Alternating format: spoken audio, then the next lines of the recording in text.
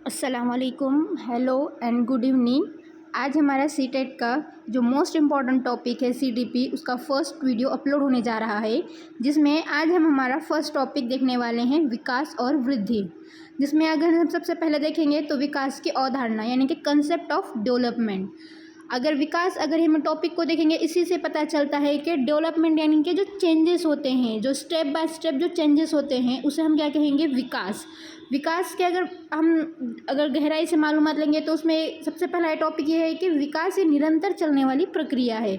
यानी कि इसमें ये जो प्रक्रिया है ये एक स्टेप पे आके नहीं रुकती, बल्कि लाइफ टाइम तक क्या होती है, चलते रहती है। और ये जो विकास जो होता है सिर्फ ये एक कोई भी क्षेत्र में नहीं होता, ये बहुआयामी यानी कि शारीरिक होता है, क्रियात्मक होता है, भाषागत होता है, सामाजिक होता है और साथ ही साथ संवेगात्मक भी होता है।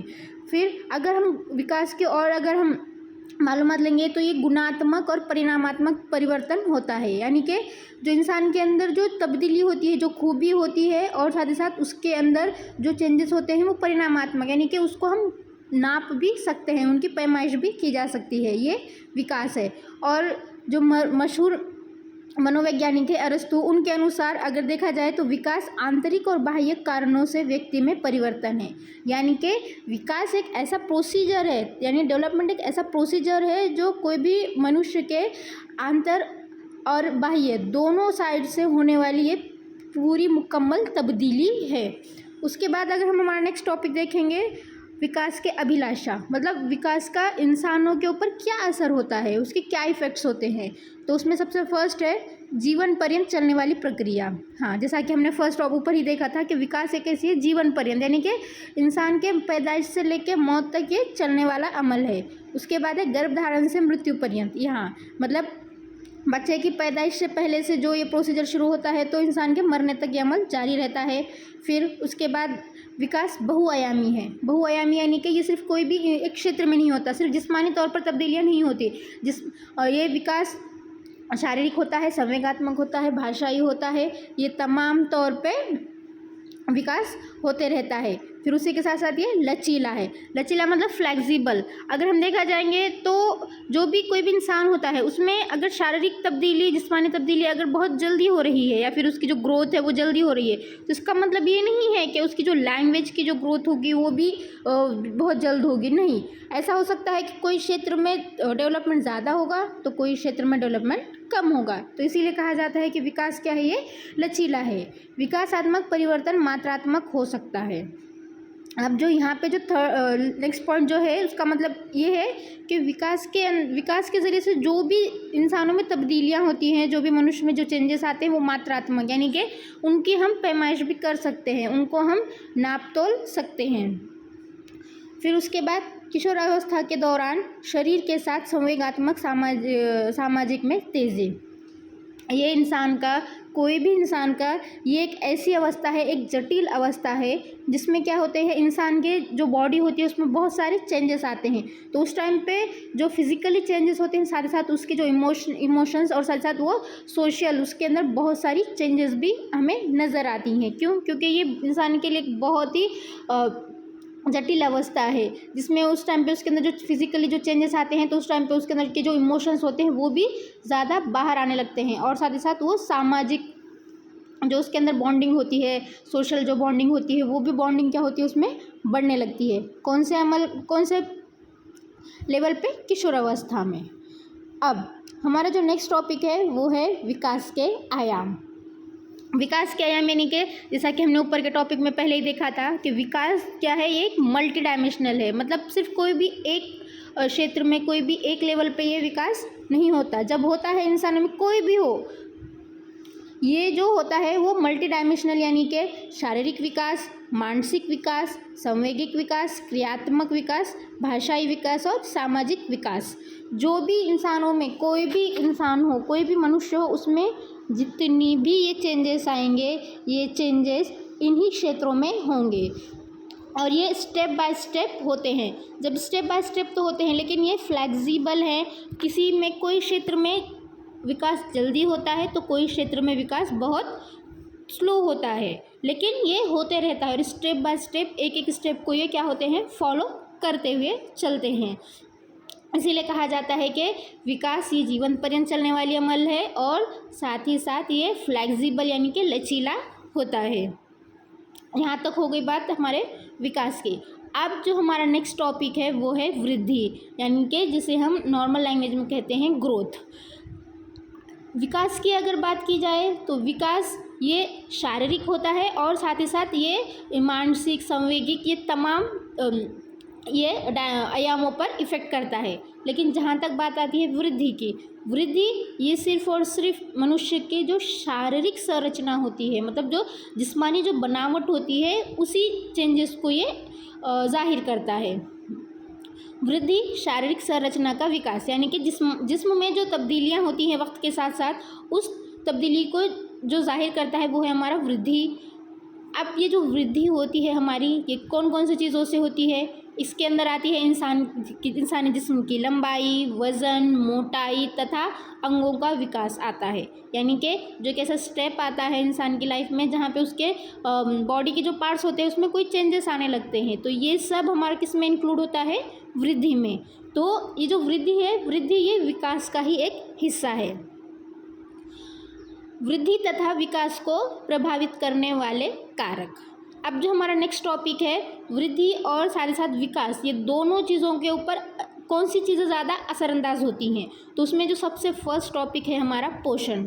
हाँ, पोषण यानी कि जो हमारी ग़िज़ा है, जो न्यूट्रिशन है, जैसा हमें न्यूट्रिशन मिलेगा वैसा ही क्या होगा, हम लोगों की वृद्धि होगी, हम लोगों की ग्रोथ होगी। तो बच्चे की अच्छे से ग्रोथ होने के लिए उसके जो डे फर्स्ट से लेके तो उसको एक किशोर अवस्था तक आने तक जो हेल्दी फूड की ज़रूरत होती है, तो वही सब का शुमार किसमें होता है? पोषण में, जिसमें उसको सूरज की रोशनी भी शामिल होती है, जिससे उसे विटामिन्स, प्रोटीन, फिर जो भी उसको न्यूट्रिशन की ज़रूरत होती है ये उसके पोषण में शामिल होता है। तो पोषण भी क्या होता है? मनुष्य के विकास और वृद्धि पर असर करता है। उसके बाद आती है वृद्धि। वृद्धि क्या है? ये विकास को प्रभावित करने वाला एक कारक है, जिसमें शारीरिक संरचना आती है। जैसा जैसा इंसानों की फिज़िकल डेवलपमेंट होते चलती है, उसी तरीके से उसके अंदर अदर जो हमारे विकास के जो पहलू हैं वो सब भी क्या होते रहते हैं, इसके अंदर ऑटोमेटिकली चेंजेस आने लगते हैं। फिर उसके बाद जो हमारा नेक्स्ट टॉपिक है वंशानुगत। वंशानुगत ये वृद्धि और विकास के ऊपर बहुत ज़्यादा इफ़ेक्ट करने वाला हमारा कारक है। क्यों?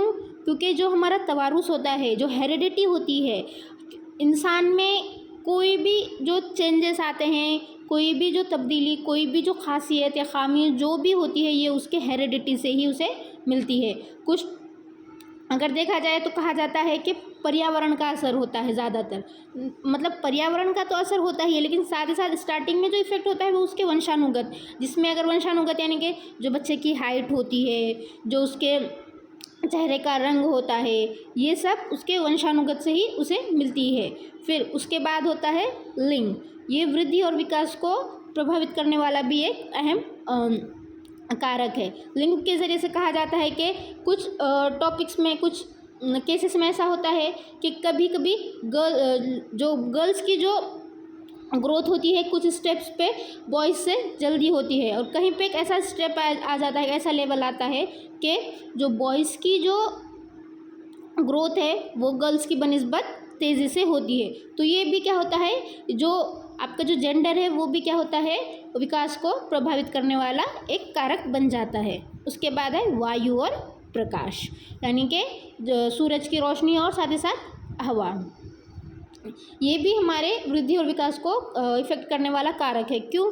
क्योंकि वृद्धि और विकास के ऊपर इसका एक ऐसा असर होता है कि जैसा हमें माहौल मिलेगा, जैसा हमें क्या बोलते हैं, हमें अतरफ का हमें इन्वायरमेंट मिलेगा, वैसे ही क्या होगी हम लोगों के ऊपर उसका असर होगा। जैसा कि अगर हम मिसाल देंगे, कोई एक पौधा है, उसे अगर हम बंद कमरे में रखेंगे और कोई एक पौधा है उसको हम खुले हवा में रख रहे हैं, तो उसके ऊपर सूरज और हवा दोनों का असर होगा। तो जो बंद कमरे में जो पौधा है उसकी ग्रोथ वैसी नहीं होगी जैसा कि कोई बाहर कमरे में रखा हुआ जो पौधा है, जो प्लांट है, जैसा उसकी होगी। तो यहाँ पे कहने का मतलब ये है कि इंसान की वृद्धि पे, इंसान की जो डेवलपमेंट होती है, ग्रोथ होती है, उसके ऊपर वायु और प्रकाश, ये दोनों का भी क्या होता है, बहुत गहरा असर होता है। उसके बाद है शारीरिक क्रिया। शारीरिक क्रिया इससे भी इंसान की वृद्धि क्या होती है, असरअंदाज होती है। कभी कुछ ऐसे स्टेप आती है जहाँ पे इंसान अपने जिसमें इंसान जब इंसान में कोई फिजिकल चेंजेस आता है तो वो बहुत ज़्यादा इमोशनली एक दूसरे से अटैच हो जाते हैं, जिससे क्या होता है कि अपने अंदर जो चेंजेस होते हैं उससे वो कभी कभी थोड़ा बहुत भयभीत हो जाता है, मतलब डरने लगता है। तो इससे भी क्या होता है, कभी कभी इंसान की जिस तरीके से ग्रोथ होनी चाहिए वो डर की वजह से उसकी वो ऐसी ग्रोथ नहीं होती। तो ये था हमारा वृद्धि और विकास को प्रभावित करने वाले कारक, जिसमें है पोषण, वृद्धि, वंशानुगत, लिंग, वायु और प्रकाश, और लास्ट है हमारा शारीरिक क्रिया। अब जो हमारा नेक्स्ट टॉपिक है वृद्धि की अवस्थाएं, मतलब इंसानों में जो ग्रोथ होती है वो ग्रोथ की स्टेप्स है, जिसमें सबसे पहला जो लेवल है वो है शैशव काल, यानी कि जो सबसे फर्स्ट है इन्फेंसी, जिसकी जो शुरुआत होती है वो 0 से लेके 2 साल तक होती है। उसके बाद आएगा हमारा नेक्स्ट है बाल्यकाल। बाल्यकाल इसको दो स्टेप में चेंज किया गया है। नंबर 1 है पूर्व बाल्यावस्था और दूसरा है उत्तर बाल्य अवस्था।